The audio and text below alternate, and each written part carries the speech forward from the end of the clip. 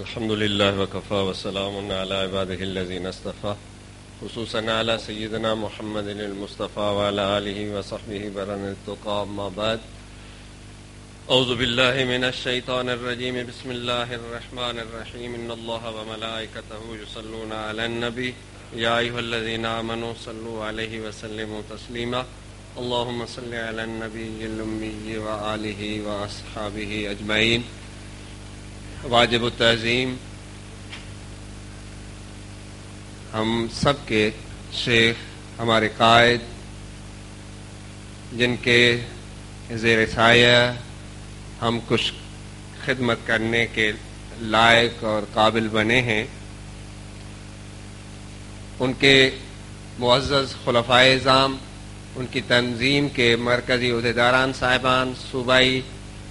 ضلع پنجاب، ضلع بلوچستان کے مہمانان گرامی، تمام صوبہ سندھ کے اضلاع سے آئے ہوئے عہدیداران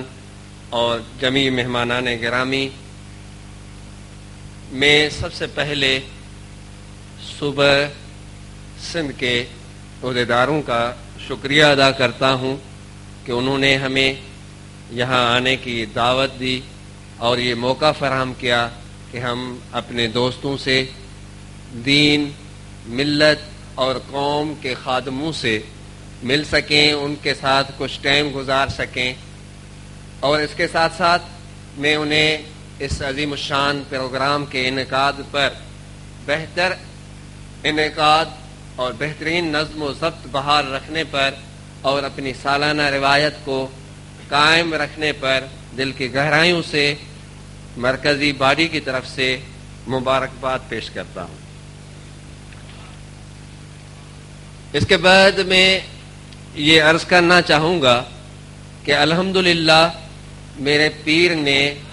سونا سائیں رحمۃ اللہ علیہ نے جماعت کو منظم کرنے کا جو خواب دیکھا تھا،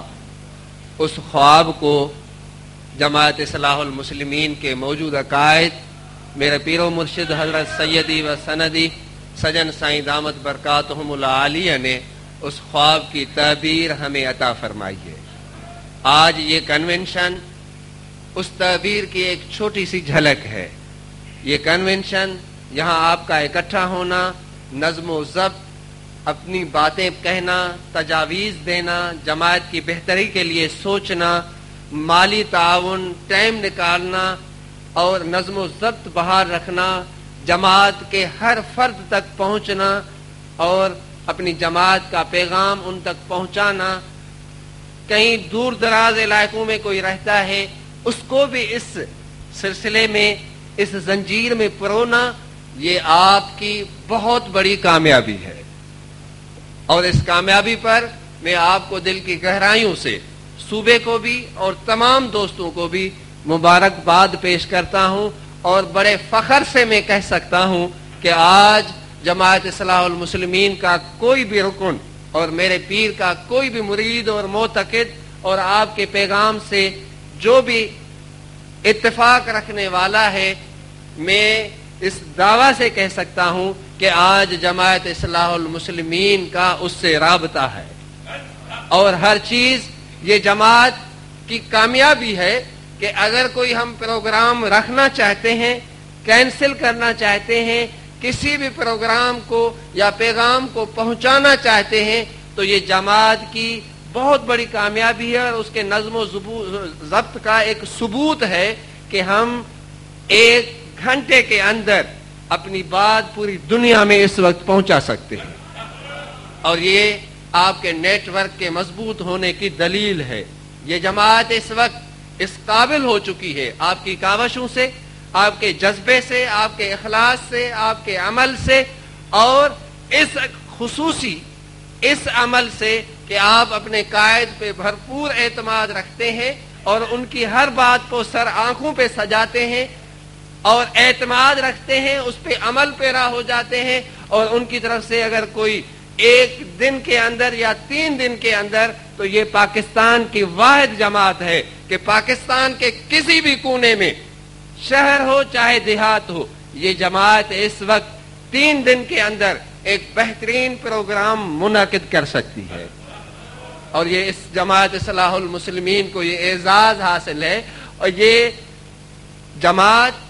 کا ہر فرد، یہ بہت سی باتیں ہیں جو میں آپ کے گوشے گزار کرنا چاہتا ہوں، لیکن میں یہ سمجھتا ہوں کہ یہ باتیں دہرانا ہیں، کیونکہ وہ سب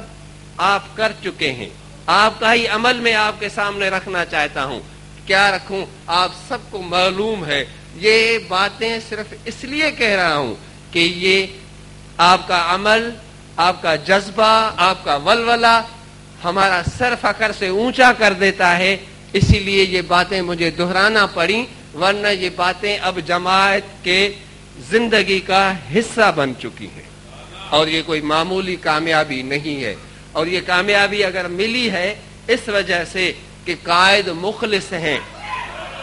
تنظیم کا ہر عہدیدار اس کے فرمان اور پیغام اور اس کے دیے ہوئے دستور کا پابند ہے،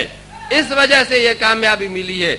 سب سے بڑی بات یہ کہ آج آپ منظم ہیں، آج آپ کچھ کرنے کے قابل ہیں، آج آپ ملک و قوم کو کچھ دینے کے قابل ہیں، اور وہ یہ اس لیے ہے کہ آپ کا دستور جو ہے وہ دنیا کا بہترین دستور ہے، اور وہ اس لیے بھی کہ آپ کا قائد مخلص ہے، خدا کے لیے آپ کو ایک کرنا چاہتا ہے، آپ کو دینا چاہتا ہے، آپ سے لینا نہیں چاہتا۔ ہاں، جہاں تنظیمیں بنتی ہیں، جماعتیں بنتی ہیں، پارٹیاں بنتی ہیں، اراکین کو، ممبروں کو استعمال کیا جاتا ہے اپنے ذات کے مقصد کے لیے۔ کبھی ایسا بھی ہوا اس دنیا نے دیکھا کہ کسی لیڈر نے اپنی قوم کو بیچ دیا، لیکن یہاں ہمارا لیڈر بیچنے والا نہیں، ہمیں بڑھانے والا ہے، ہم سے لینے والا نہیں، ہمیں دینے والا ہے۔ اگر وہ کچھ کوئی ہمیں لینے کا، اپنے مالیاتی نظام کو منظم کرنے کا یا بہت سی چیزوں کا حکم دیتا ہے، وہ اس لیے دیتا ہے کہ تاکہ ہم اس دنیا میں سرخرو ہو سکیں، اس کام میں اپنا حصہ ڈال سکیں، اس کام میں اپنے حصہ ڈالنے کے قابل ہو سکے۔ وہ رسول اکرم صلی اللہ علیہ وسلم